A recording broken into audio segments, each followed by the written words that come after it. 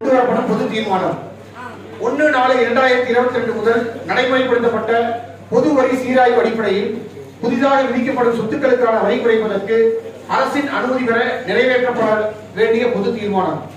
திருப்பூர் மாநகரில் பொதுமக்கள், அரசியல் கட்சியினர், பனியன் தொழில் சார்ந்த தொழில்துறையினர், பல்வேறு வர்த்தக சங்கங்கள் மற்றும் அரசியல் கட்சியினர் மத்தியில் கோயம்புத்தூர் மாநகராட்சி மற்றும் பிற மாநகராட்சிகளுக்கும் திருப்பூர் மாநகராட்சிக்கும் சொத்து வரி விதிப்பில் ஏற்றத்தாழ்வு உள்ளதால் பொதுமக்கள் மத்தியிலும் தொழில்துறையினரிடத்தும் மாமன்ற உறுப்பினர்களுக்கு பெரும் நெருக்கடியும் அதிருப்தியும் உருவாகியுள்ளதாக பல்வேறு மாமன்ற கூட்டங்களில் தங்களது கருத்துக்களை பகிர்ந்து வந்தனர். நகராட்சி நிர்வாகம் மற்றும் குடிநீர் வழங்கல் துறையின் 30/3/2022 தேதி 53ஆம் எண்ணிட்ட அரசாணையில் தமிழ்நாட்டில் உள்ள அனைத்து மாநகராட்சிகளிலும் 1/4/2022 முதல் பொது சொத்து வரி சீராய்வு மேற்கொள்ள ஆணையிடப்பட்டது.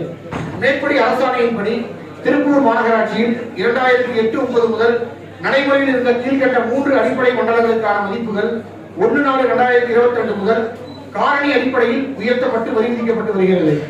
1/4/2008 முதல் 31/3/2022 வரை சொத்து வரி விதிப்பதற்கான அடிப்படை மண்டலங்கள் மற்றும் அதற்கான மண்டல மதிப்புகள்: மண்டலம் A 2.35, மண்டலம் B 1.80, மண்டலம் C 1.40.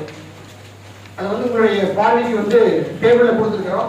இதுல விகிதாச்சாரம் உயர்த்தப்பட்டிருக்கிற அடிப்படையில் இதை விகிதாச்சாரத்தை குறைத்து தர வேண்டும் என்று அரசுடைய கவனத்திற்கு தொடர்ந்து நீங்கள் ஒவ்வொரு கூட்டங்களிலும் வலியுறுத்திய காரணம், தொழில்துறையினர், பொதுமக்கள் அனைவரும் சொன்ன காரணத்தின் அடிப்படையில் அரசிடம் முறையாக அனுமதியை பெற்று இந்த தீர்மானத்தை கொண்டு வரோம். பொதுமக்கள், அரசியல் கட்சியினர், தொழில்துறையினர் மற்றும் வர்த்தக சங்கங்களின் எதிரொலியாக அனைவரும் பாதிப்புக்கு உள்ளாகாத வகையில் சொத்து வரியினை குறைத்து விதிக்க அரசின் சிறப்பு அனுமதி பெறுவதற்கு அனைத்து மாவட்ட உறுப்பினர்கள் சார்பிலும் மாவட்ட மேயர் சார்பிலும் கொண்டு வரப்படுகின்ற பொது தீர்மானம்.